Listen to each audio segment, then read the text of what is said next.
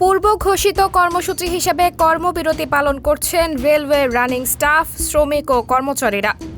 সোমবার দিবাগত রাত 12:01 থেকে কর্মবিরতি শুরু করেন ট্রেন চালক, গার্ড ও টিকিট চেকাররা। ফলে ঢাকা সহ সারা দেশে ট্রেন চলাচল বন্ধ রয়েছে। এতে করে ভোগান্তিতে পড়েছেন যাত্রীরা। এদিকে যাত্রীদের ভোগান্তির কথা মাথায় রেখে ট্রেনের বিকল্প হিসেবে সারা দেশে বিআরটিসি বাস চালু করেছে রেলওয়ে কর্তৃপক্ষ।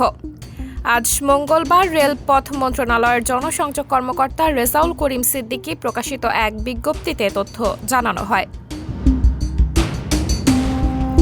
এতে বলা হয়েছে, বাংলাদেশ রেলওয়ে রানিং স্টাফদের কর্মবিরতির পরিপ্রেক্ষিতে আজ মঙ্গলবার থেকে সারা দেশে রেল যোগাযোগে বিঘ্ন ঘটেছে। রেলের বিকল্প হিসেবে গুরুত্বপূর্ণ রেল রুটগুলোতে যাত্রী পরিবহনের জন্য বিআরটিসি বাস সার্ভিস চালু করা হয়েছে। ঢাকার রেলওয়ে স্টেশন ও বিমানবন্দর রেলওয়ে স্টেশন থেকে চট্টগ্রাম, রাজশাহী, সিলেট, খুলনা, কুমিল্লা, বগুড়া ও ময়মনসিংহগামী যাত্রীরা তাদের ক্রয়কৃত রেল টিকিটে বিআরটিসি বাস সার্ভিসের মাধ্যমে ভ্রমণ করতে পারবেন এবং এসব স্থান থেকে ঢাকাতে এই সার্ভিসের মাধ্যমেই আসতে পারবেন। পরবর্তী নির্দেশনা না দেওয়া পর্যন্ত এই বিআরটিসি বাস সার্ভিস চালু থাকবে বলেও বিজ্ঞপ্তিতে বলা হয়েছে।